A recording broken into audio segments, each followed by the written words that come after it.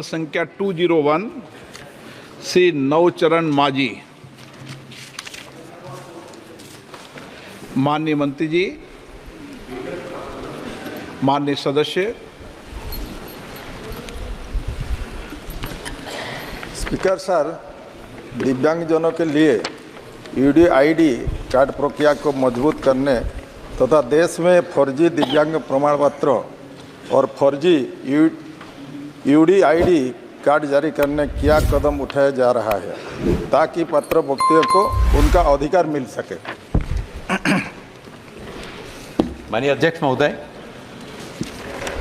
सामाजिक न्याय अधिकारिता मंत्रालय के द्वारा सरकार दिव्यांगजनों का एक राष्ट्रीय डाटाबेस तैयार करने और प्रत्येक दिव्यांगजन को विशिष्ट पहचान पत्र जारी करने के उद्देश्य से यूडीआईडी कार्ड योजना लागू की गई है। वर्ष 2017 में इसकी स्थापना के बाद से अभी तक सभी राज्यों और केंद्र शासित प्रदेशों के 783 जिलों में 1,12,22,237, जिसमें 74,24,110 पुरुष और 37,98,125 दिव्यांगजनों के यूडीआईडी के कार्ड बनाने का नया संस्करण 6 मई ये बनाए गए और 6 मई को नया संस्करण शुरू किया गया। मैं माननीय सदस्य को धन्यवाद करना चाहता हूं कि उन्होंने यूडीआईडी कार्ड के माध्यम से दिव्यांगजनों के प्रति सरकार पिछले 10 वर्षों में जिस संवेदनशीलता के साथ में काम करने के लिए कदम आगे बढ़ाए गए हैं, उसमें यूडीआईडी कार्ड योजना आने वाले समय में दिव्यांगजनों के सशक्तिकरण की दिशा में एक बहुत महत्वपूर्ण कदम साबित होगी। माननीय सदस्य सप्लीमेंट्री।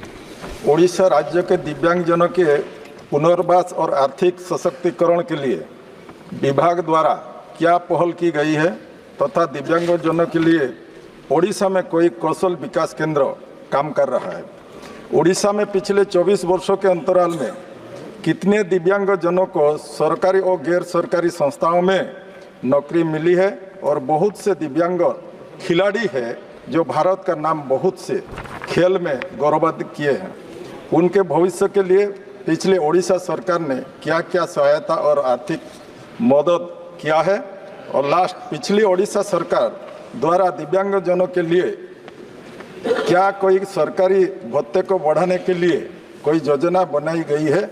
मंत्री उसका उत्तर जानना चाहता हूँ। माननीय अध्यक्ष महोदय, माननीय सदस्य जी के द्वारा बहुत सारे प्रश्नों को इकट्ठा करके जानकारी मांगी गई है। जहां तक उनके द्वारा उड़ीसा राज्य में दिव्यांगजनों के पुनर्वास और सशक्तिकरण के लिए बात की गई है, केंद्र सरकार के द्वारा दिव्यांगजनों के लिए पूरे देश में, देश के सभी राज्य, केंद्र शासित प्रदेश सभी में उनके कल्याण के लिए योजनाएं चलाई जा रही हैं। जिन योजनाओं में जहां पर उनके लिए प्री मैट्रिक, पोस्ट मैट्रिक, राष्ट्रीय फेलोशिप, नेशनल ओवरसीज स्कॉलरशिप की सुविधाएं प्रदान की जा रही हैं, वहीं इसके साथ ही साथ उनको स्किल ट्रेनिंग के साथ में जोड़े जाने के भी उपाय किए जा रहे हैं।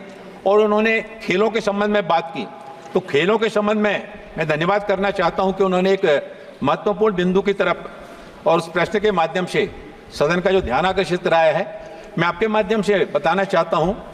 2014 के बाद देश के प्रधानमंत्री आदरणीय नरेंद्र मोदी जी के नेतृत्व में जिस तरह से दिव्यांगजनों के सशक्तिकरण के लिए कदम उठाए गए हैं, उसमें 2016 दिव्यांगजन अधिकार अधिनियम, जिसमें दिव्यांगजनों के लिए बहुत सारे प्रावधान किए गए।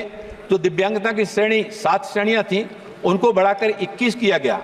जो सरकारी स्कूल हैं, उच्च शैक्षणिक स्कूल हैं, स्कूल कॉलेज हैं, उनमें एडमिशन को भी आगे 3% से बढ़ाकर 5% किया गया। बेंचमार्क नौकरियों में भी सरकारी नौकरियों में दिव्यांगजनों के लिए आरक्षण बढ़ा करके 4% किया गया। उन्होंने उड़ी और खेलों का जो उन्होंने उल्लेख किया, मैं आपके माध्यम से सदन को बताना चाहता हूं। ग्वालियर में श्रद्धेय अटल बिहारी वाजपेयी जी के नाम से एक दिव्यांग खेल केंद्र ग्वालियर में प्रारंभ किया गया, लगभग 170 करोड़ रुपए की लागत से, जिसमें दिव्यांगजनों की उनकी जरूरतों को ध्यान में रखते हुए तरह तरह के खेल के कोर्ट का वहां पर निर्माण कार्य कराया गया, जिसमें दौड़ने से लेकर स्विमिंग पूल, बैडमिंटन, हॉकी और सब वॉलीबॉल, सब तरह के खेलों के लिए अलग अलग कोर्टों का निर्माण कराया गया। और यह देश का दिव्यांगजनों के लिए समर्पित पहला खेल केंद्र है, जो सद्य अटल बिहारी वाजपेयी जी के नाम से प्रारंभ किया गया है।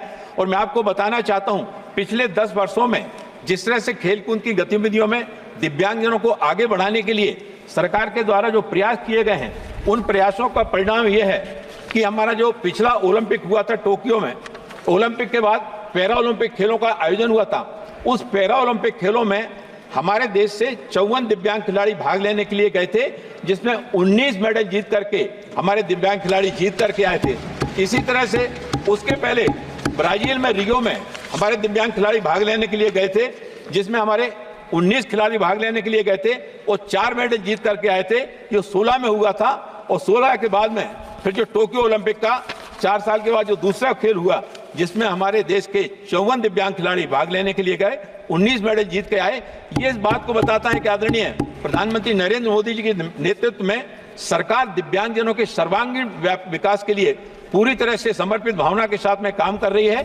उन्होंने जहां तक दिव्यांगजनों के लिए छात्रवृत्ति का पेंशन का उन्होंने प्रश्न उठाया, पेंशन के संबंध में सभी राज्य सरकारों की अलग अलग उनकी राशियां होती हैं, कहीं कम दी जाती है, कहीं ज्यादा दी जाती है।